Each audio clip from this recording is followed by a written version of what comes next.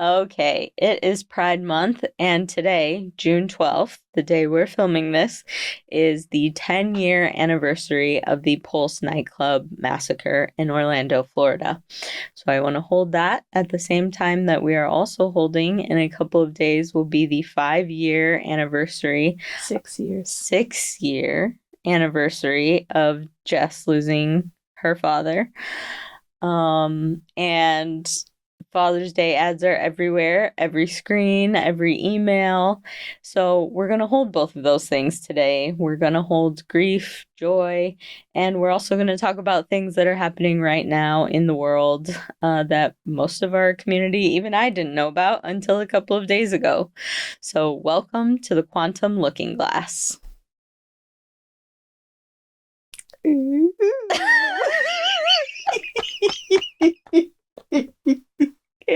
That was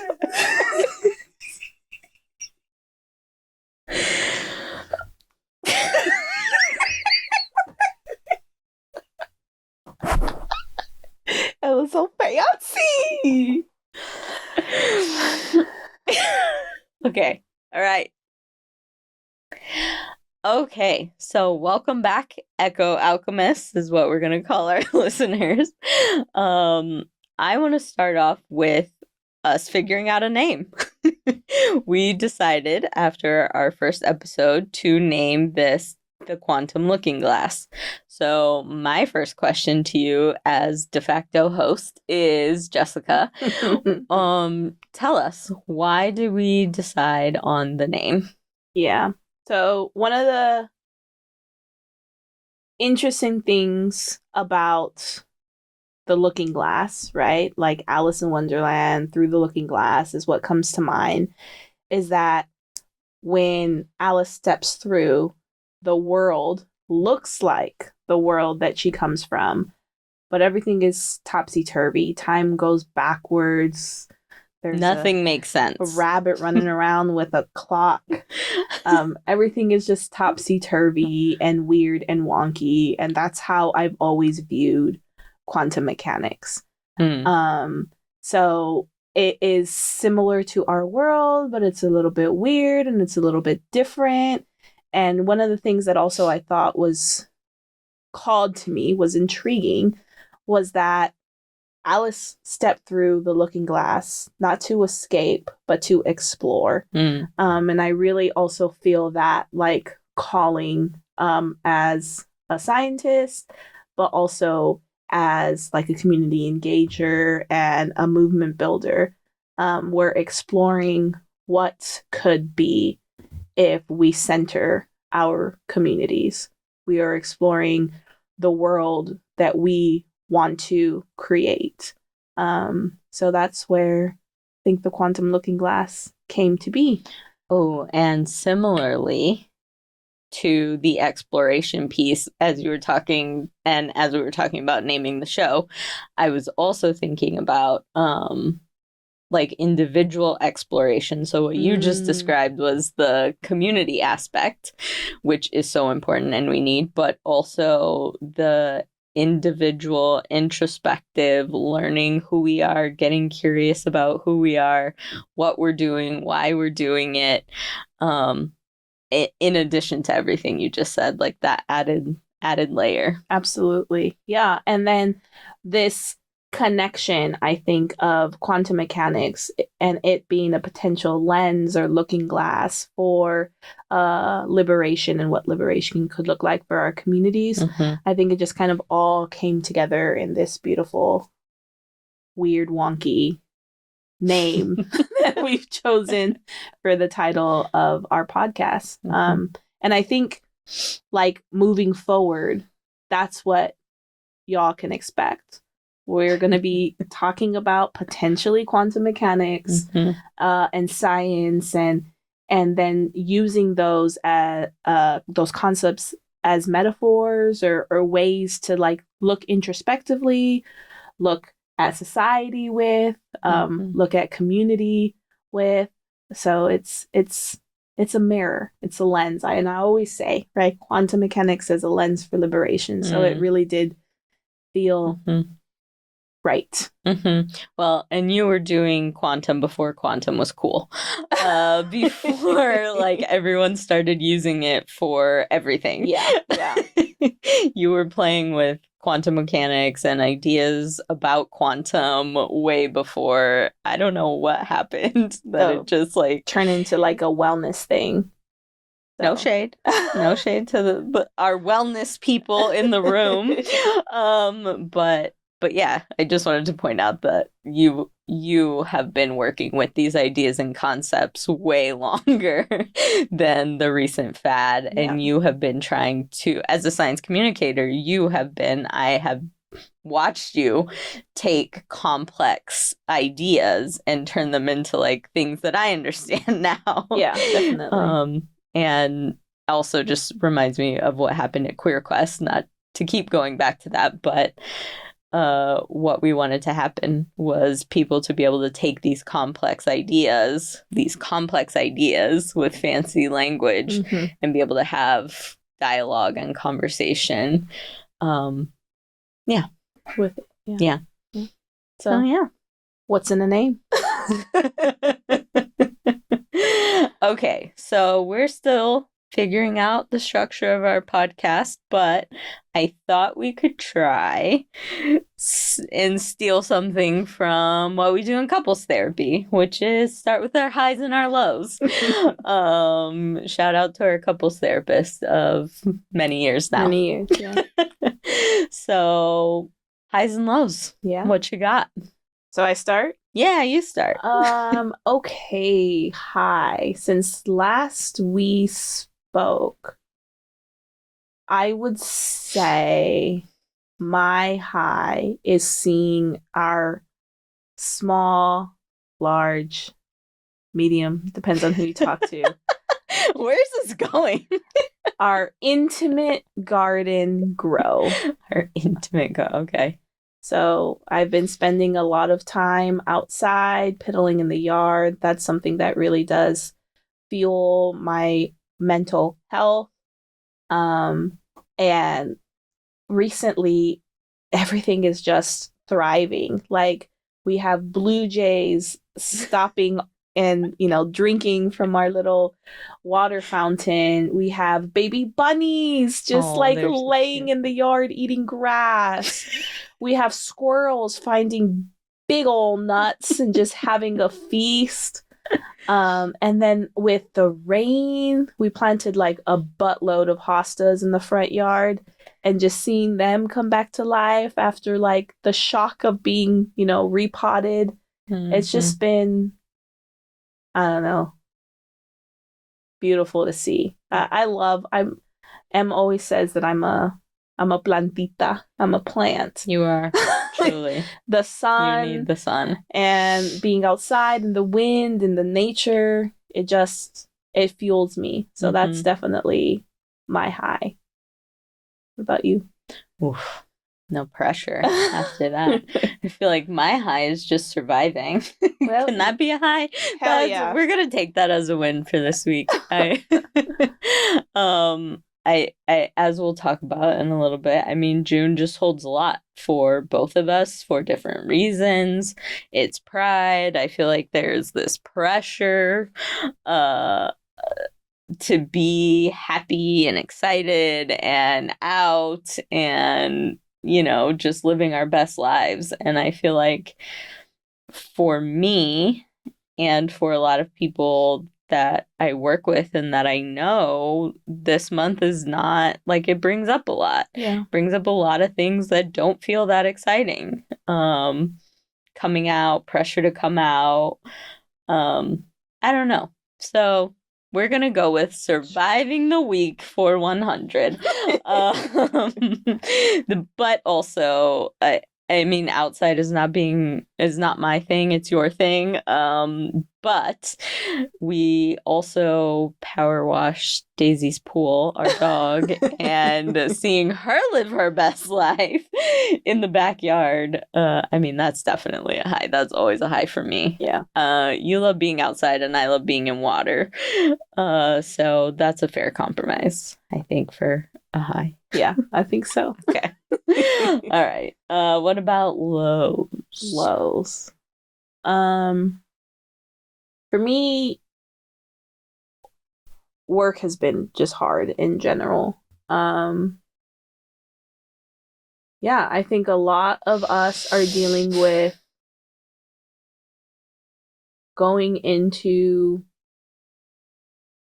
places that don't feel currently aligned with where you are,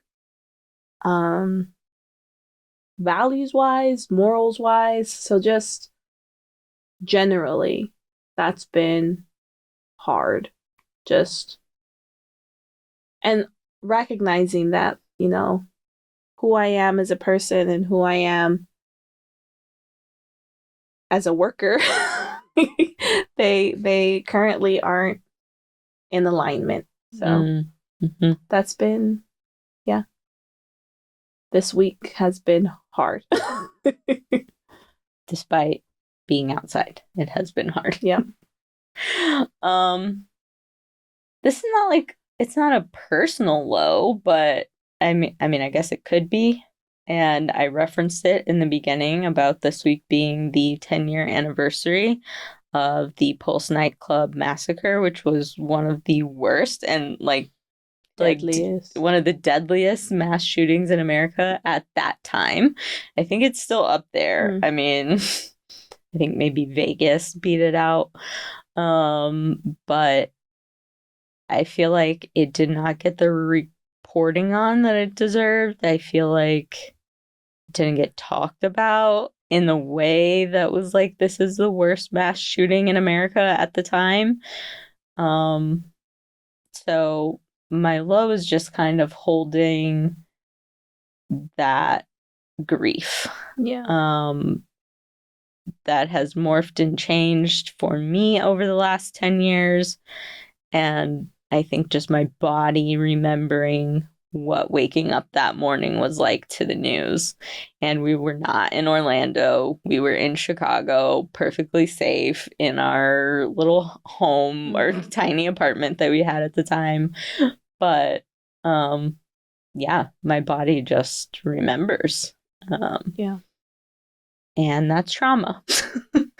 So yeah, I think that's my low. My body always kind of remembers this week.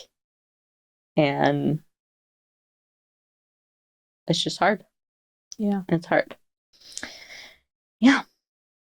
So yeah, I mean, I think you touched on something that is really fascinating in a morbid way. uh-oh. Okay. Let's hear it. And it's that grief is never linear. It's never one thing. Mm-hmm. It's always so intertwined with so many things. Mm-hmm. And I think this week, I agree, has been filled with joy and nature and spring and, flower smells. And I mean, we're at the peak, right, of Pride as well. But it's also entangled with grief. For me, it's not just Pulse. It's also my dad. My dad died 6 years ago this week. That's really hard to believe that it was 6 years. I know. My eye is twitching. Am I stressed? It's a hot topic. But yeah, I mean, everything I think just is so intertwined and interconnected. And I think of the concept of quantum superposition and how you can't just pull grief and pinpoint it to one moment or to a time frame. It just becomes so interconnected. And as I settle into memories and grief, it's not just the community grief that we feel because of Pulse, not just the personal grief of losing my dad, not the personal grief of losing your dad, our little baby Tread, comes up, right? And whew, just the last breaths of these people really just kind of enmeshes itself together. So yeah, I mean, it's a crazy thing to have lost and to still continue to move through the world and live. And even at 6 years, I still can't talk about my dad without tears coming up. So this is where we're at. This is what we're holding. I feel like I don't know if we're ever able to talk about the people we love or the little creatures we lost without some sort of lump or tears. Yeah. There's people that I like, I don't know. I mean, after COVID, there's so many people that have dealt with loss, and we have these conversations about loss, I feel like, regularly now. I don't know. I feel like there's people that are more stoic about their grief, right? More like, I don't know what the word is, but that's just not me. I guess I've always been one to wear like my heart on my sleeve, so. But like, yes and no, because and this is not what we planned for today, but no, this is what happens in our house, and that's part of the show, right? Yeah. What was I gonna say? I don't know that people are more stoic, but it just looks different for different people. Yeah. And you and I both did, well, I don't want to put a judgment call on it, but we both did interesting things when we lost our dads. And when, I mean, yeah, we have both engaged with grief differently. Neither one of us has been super public about it, or even within our own families. I kind of feel like same thing with Pulse. When that happened, it felt very like we were grieving differently. Yeah. So I don't know. I don't know if it's that people are more stoic or it just presents differently for different people. That's a good point. I mean, grief is just weird. Grief is weird. Grief is weird. Let's make that t-shirt. Okay. Well, because we weren't going to spend the whole episode on grief. Well, kind of we were, but in different ways. Okay, something has been happening in the background that probably most of our listeners don't know about, that I didn't know about until you told me. So I wanted to ask you about this federal rule that is taking shape, coming into being. I don't really know. You're going to tell us, because it impacts all of us, but I think first and foremost, you knew about it because it impacts your work. Yeah. So quick disclaimer. Oh, yes. Before we get into this, everything we're sharing today are our own personal views as co-founders of Voya Nova. Yes. We're not speaking on behalf of any employer, institution, or federal agency, just two people who care about our community talking about something that affects us. Boop. Okay. So don't come for us. As I said in the last episode, maybe I make it a thing to do that every episode. So now that we have that kind of set, I wanted to go ahead and talk about, here, let me pull up my notes.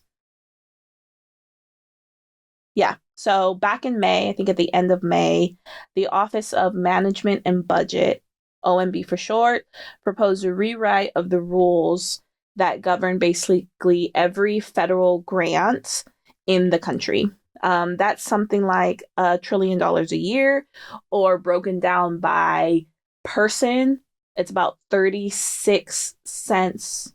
Sorry, by dollar. 36 cents on the dollar. So Can I say shit ton? Whatever. It's our hard. podcast. I tell all my clients all words are welcome here. Yeah, so that's going to be the same here. A shit ton of money comes out of the OMB, and this potential ruling is governing all of that funneling of money. Can you say what is OMB again? Office of Management and Budget. Okay. So buried in there, there's a few things that are scary. So the biggest one is that currently most federal grants have a process of peer review. Mm-hmm. And it's your colleagues that decide what science gets funded based on the peers in the room, right? Mm-hmm. And they're wanting to change that to be political appointee. And the peer review process gets regulated to an advisory role. So that's huge, right? Because a lot of our political appointees don't have the necessary experience to be judging what should be funded, which research should be funded, and what shouldn't. Mm-hmm. And now our research is potentially at risk, at the whim of political appointees' interests, mm-hmm. right? Mm-hmm. So that's a really big one. It also bans federal funding for anything labeled DEI or gender ideology. Mm-hmm. This isn't new. We've seen, ban on DEI since February of 2025. But this is codifying mm-hmm. it and integrating and embedding it within our research landscapes. Mm-hmm. On top of that, it makes it harder for scientists like me to talk about the research that we're doing. Conferences are no longer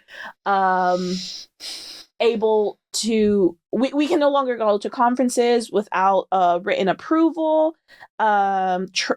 Travel needs for conferences needs pre-approval, publishing costs. So, the articles that we write so that we can talk about the science that we're doing, that no longer is within this rule a line item that's like approved.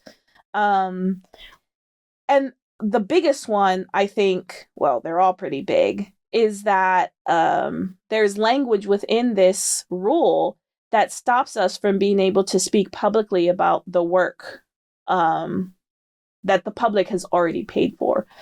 So I have always been a proponent of science communication, and I've always said that the science that we're doing that's federally funded is funded by taxpayer dollars. Like I literally said at the top of this, 36 cents to every dollar is going to federal funded grants. And now this ruling is making it more difficult for us as scientists to be able to tell the public that funded this science, what we did with your money. I wonder if you get this question all the time, but make it make sense for me.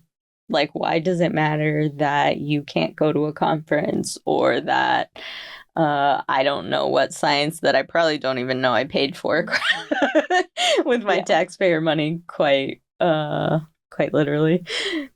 So, I mean, I'm definitely looking at it through the lens of like basic research, because that's where I sit.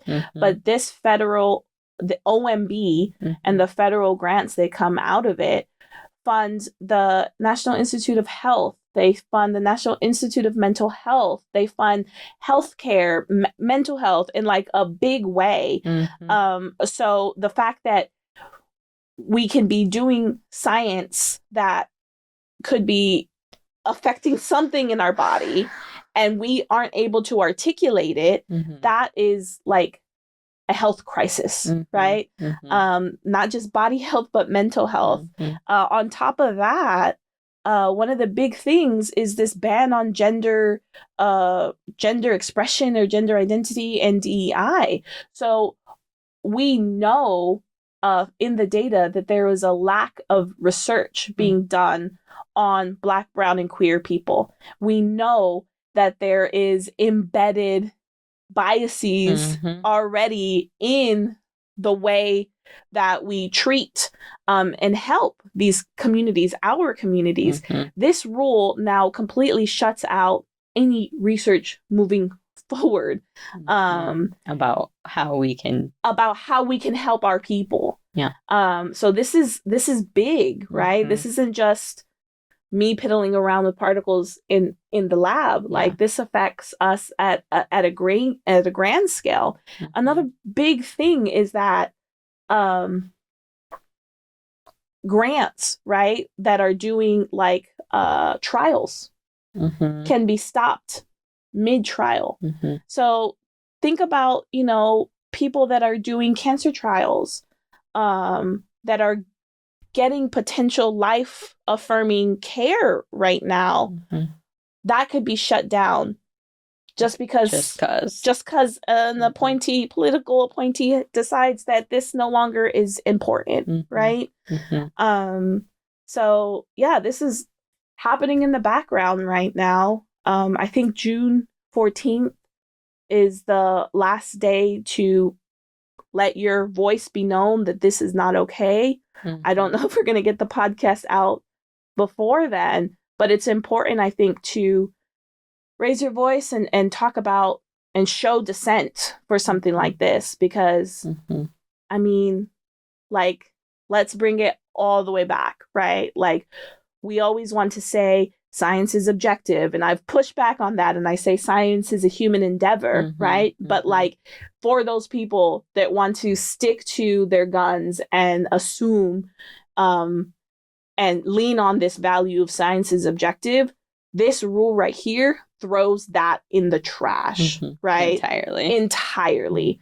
So yeah, I mean, it's a scary thing to talk about. That's why the disclaimer was there.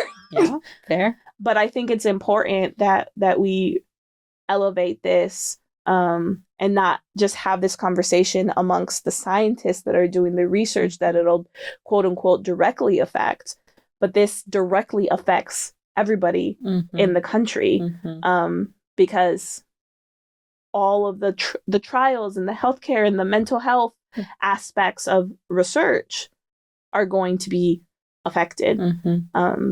Yeah, and I feel like, I mean, if I wasn't married to you, I probably wouldn't know about this. And I alluded to this, or said it quite plainly in the last episode, that therapists are in over their head. Like, we are doing the best we can to keep people alive and to keep them functioning day to day. I don't necessarily have the time or bandwidth to, after work, be going to see what policies are coming down the pipeline that are about to affect my job. So point being, I think it's important to amplify what we know, share what we know, and put it out there. This is not going to be a news podcast, but the news impacts our work.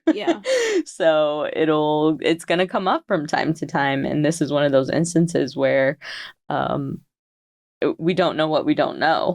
And so I'm glad that you shared that with me and are sharing it now, because this just, I mean, it affects the whole system, whether we want it to or not. And I think it's important, especially, I mean, we said this is not like a news podcast, but I think holding the moment is what this is about.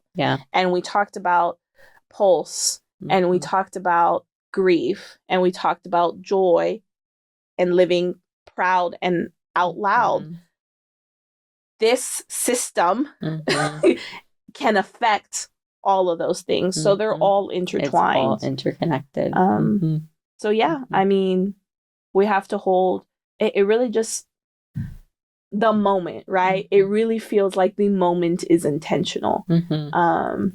Who knows if it is, but it does feel like during Pride Month, this is what's being pushed. And we have to be cognizant of that as we're community building, as we're living proud, making sure that we know what's coming down the pipeline and how we can prepare for it, how we can stop it, how we can push back. And with that, I think moving to, again, why Oya Nova? That's right? exactly what I was about to do. I mean, everything you're saying is making me think of why we decided to build Oya Nova, why we are losing sleep, why we are putting our money behind this. Yeah, I interrupted you. No, I mean, we as Black and brown people know that the system is working as designed. Yep. So when we thought about creating Oya Nova, it was, how do we make sure that we're building outside of the system to work as a stopgate in the cog type thing. So, I mean, you can look back at my history and see all of the like community engagement and science communication efforts that I've done within the system, right? And the amount of burnout that I felt, the amount of tokenization that I felt really was impetus for, we need to build this our way. We need to build this with our morals and our values. And for me, like, kind of seeing this OMB rule come down, it feels very like kismet, like, oh no, like this is why we did what we did, so that we're not at the, what's the word I'm looking for? Yeah, whim of the government, of the institutions that be. So yeah, I mean, I think for me, as scary as it is to see what's coming down the pipeline, and like we're talking about it and we're educating folks on it, I have solace in, or solace, whatever, don't come for me. This is the official, unofficial tagline of the show. Just don't come for us. Leave us alone. We are tired. Listen to the episode. Laugh, take what you will, but don't come for us. Just leave what you don't want. Yeah, just slide it back. Yeah, just leave it here. But anyways, there's solace. Just choose one. Say it however you want to say it. In knowing what we're building, and knowing that it's ours, and knowing that, that we have this community that's growing, and that's I mean, it's really hard to, sometimes it would be nice to be funded by someone other than ourselves at the current moment, but we have big hopes and dreams and plans and are building the future we hope for and want. And that's kind of the best we can do, I think.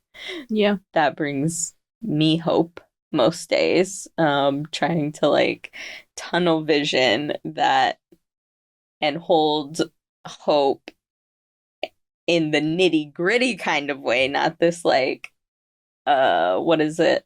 Toxic positivity, but this like hope with, dirty hands and bloody knuckles that like we are building something that can be better and holding hope that things can be better. Yeah. And we have to do that every single day. Yeah. As we continue onward. Because if we look outside, it's kind of like, why?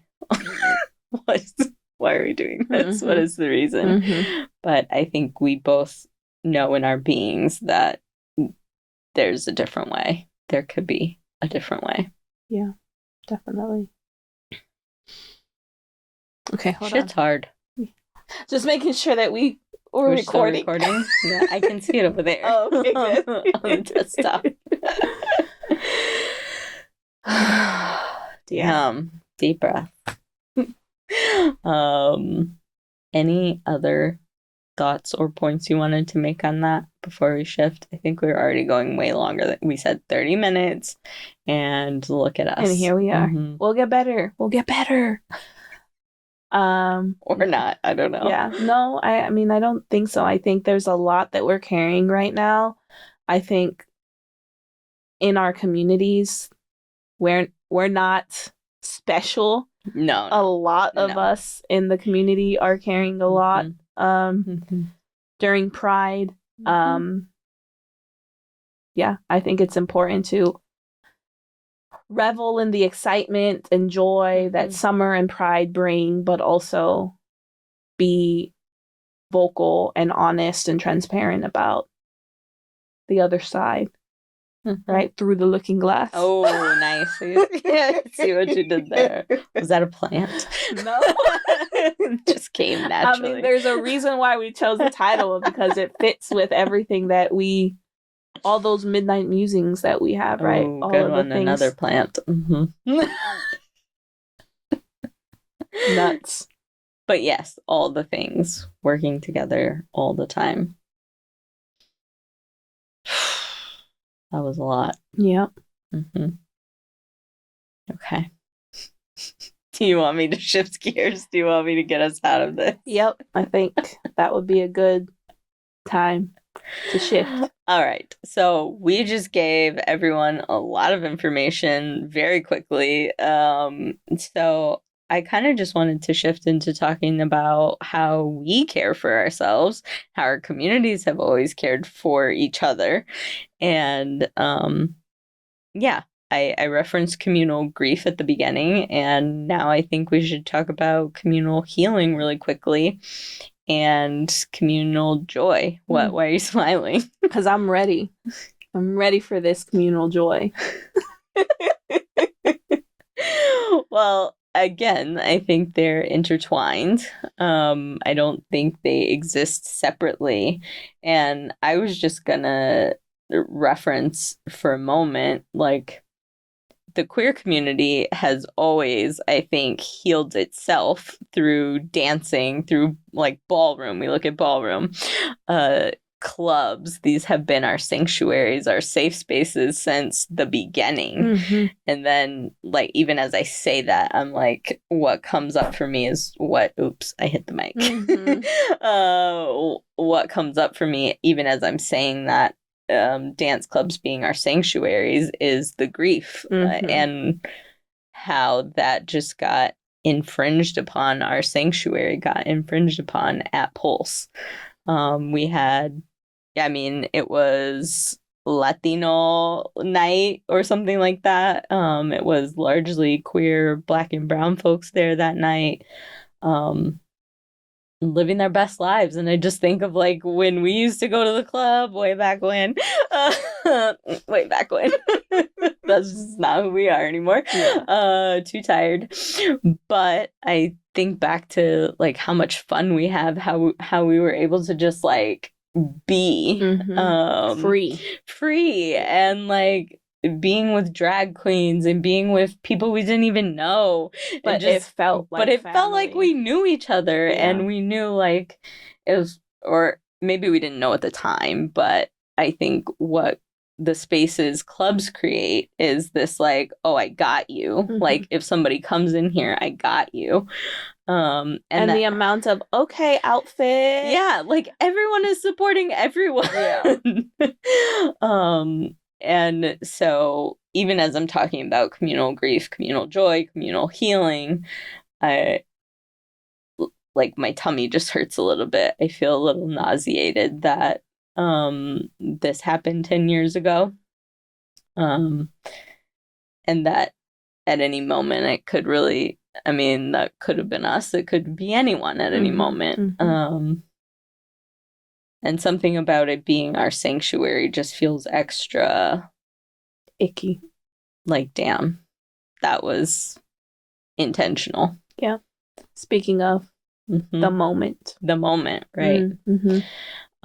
But going back to dancing and joy, I just wanted to, I think, give permission to our listeners, if they need it, give permission to like be silly, be dancy.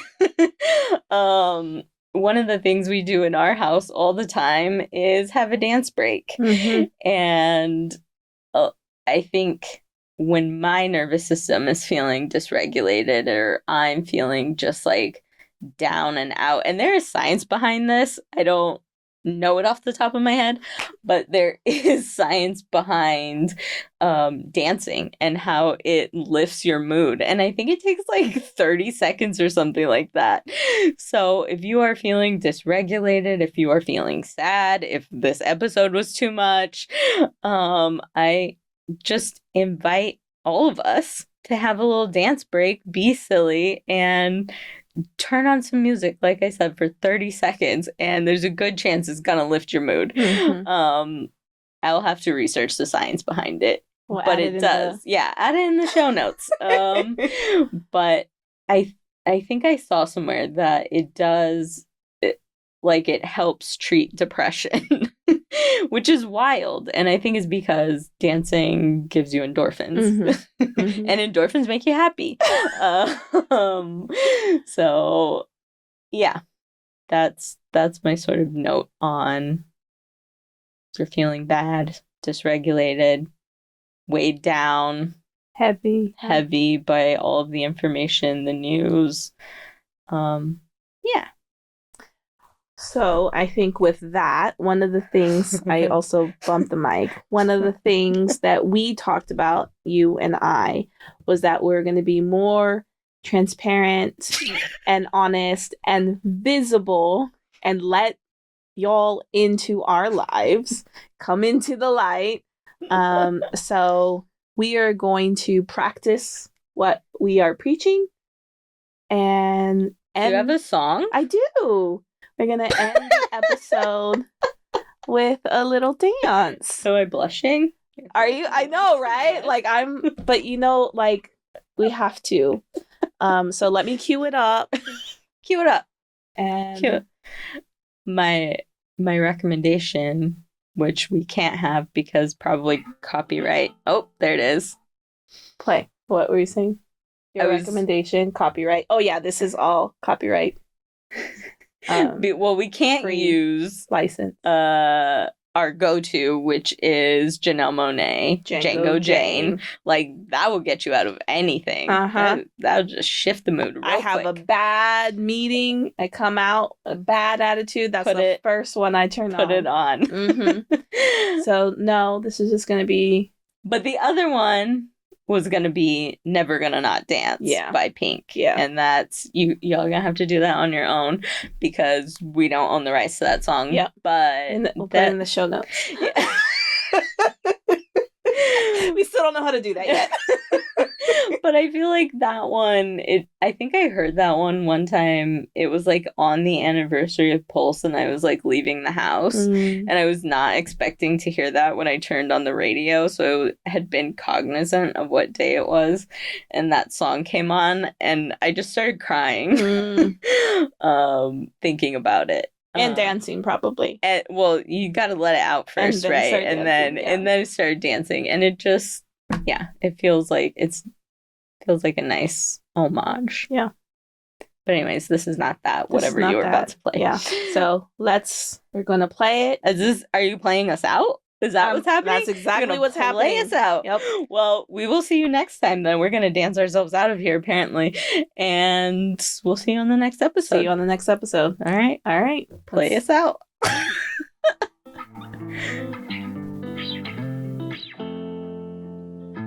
This is just a little dippy.